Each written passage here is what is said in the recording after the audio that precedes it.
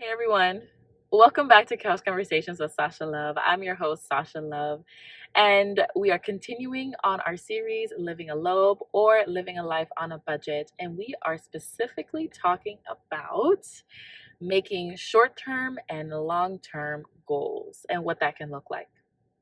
So, for those of you who are actively in this space in finance where you are trying to find a way to manage money better and to do things better. One of the foundational steps that you'll see in a lot of research that's out there, a lot of the documentaries and books, is looking at your income and your expenses. So, your input and output, essentially, for those who are very technical or very practical. So, look at what's coming in and look at what's going out. The basic rule of thumb of finance, and also logically too, is that the money that comes in, if the money that comes in is less than the money that goes out in terms of your expenses and bills and things like that, you are already setting yourself up for failure. There's no way around it, there's no way through it, there's no way over that. That is just the hard and cold and real facts. So before you can even set up any short-term or long-term goal, it is important to look at how much is coming in and how much is going out. For example, if you have $5,000 coming in one month and your expenses are $5,500, it can be tempting to be like, well, I'm only like $500 short. So I can put that on some credit cards and maybe, make it work somehow. And you can survive for a couple months, maybe even a couple years. But eventually, that deficit is going to become debt in some form or another, whether it's stored in credit cards, whether it's owed in people that you may have taken out loans against, or money that you've received in other places. So it's very important to be mindful of that. The first thing before you even make any plans, before going on any path to try to become more financially savvy or to be in a better place just financially, is to make sure your input or your income at least, at bare minimum, covers all of your expenses. Ideally, you want the balance to be more like this. So you want your income to be a little bit higher, or as higher as you want, than all of your expenses. That is kind of what it means to kind of live in a comfortable space. So your income is above your living expenses. So you may be thinking, Sasha, okay, I'm already in a space where my expenses are far outweighing my income. What do I do? Well, sis, it's going to be time to make some changes. It's going to be time. It's the time to go on a budget. And while that may not be a sexy word for a lot of people, the discipline of maintaining a budget leads to freedom. And what I mean by that is sticking to a budget where you have set out expenses, or you plan your expenses out and you make sure that your income covers all of it, means that you have more flexibility to work with that extra income the way you want to, whether that's investing, saving up for a trip, or saving up for retirement, whatever that may be. But it gives you the freedom to use your money in the way that you really want to. Okay? So what are practical ways we can cut down expenses? Like I mentioned, we're going to have to cut some things out. As part of a budget, we're going to have to cut some things out, or make more money. More often than not, it's probably easier for some of us to cut some things out of our expenses. So subscriptions. I'm saying this like cringing because, I'm also talking to myself too, as we're doing this whole life on a budget experience. So you are not alone in that. There's like a streak on here that's like driving me nuts, and I don't know where it came from. Hopefully it went away. Okay. So there are things that you can cut out, right? Like subscriptions. So things like maybe Netflix, maybe Peacock, maybe you have to downgrade your Wi-Fi plan. Maybe, I don't know, maybe no Starbucks runs or fewer Starbucks runs, maybe eating out less and cooking more. I say this painfully because I know it's hard. Like, I know it's hard to let go of habits we've had, habits we've created, things that are comfort to us. Like, it's comforting to come home and like you turn on Netflix, or you can turn on Peacock, or you can turn on Hulu and Disney Plus and HBO, and there's so many of them. I don't know, all the subscription channels, cable, ESPN, all those things, Amazon subscriptions, um, Amazon Music, Spotify, all these kinds of things. It is not sexy to cut those things out. And for some things like Spotify and Pandora and Amazon Music, it's not as fun to listen to the free version because of the commercials and all those things that are in there. But at the same time, sometimes sacrifice needs to be made, especially in the short term, so we can get to some of the goals that we want, that we have for ourselves moving forward. So take a look at those expenses. What can go? Some things may not be able to go. You can't control gas, and you need gas for your car. So maybe that's something that's not feasible for you to cut out. Or maybe it is. Maybe you can take the bus more often or take public transit for a little while to kind of save money on that. For subscriptions, which ones are ones you actually really use on a consistent basis? Is it more Netflix and Spotify? Okay, then maybe you can cut those things off or put a temporary hold on some of those purchases for a little while. Eating out. I am shocked every single day. And I've done this a couple of times when I go out to get a meal and it's like, well, like maybe 15, $20, right?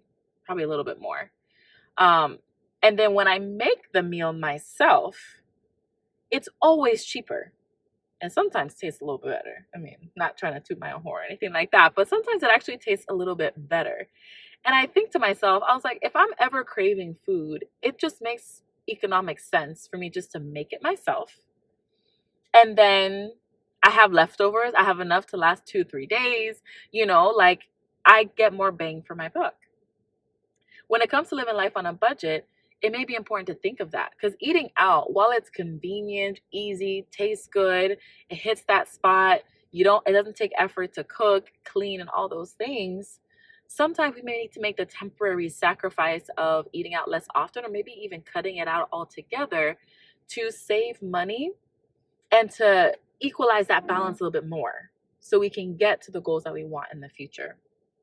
Okay. So those are some examples. Ways of increasing income. So that's the other way to kind of fix that balance, because you never want to be here. You never want expenses here and income here. You want it to be equal at the bare minimum, or ideally, you want as much of a gap as possible, because the more of a gap you have in income versus expenses, the more freedom you have to use that money for other things, savings, building, growing your business, starting a business, things like that.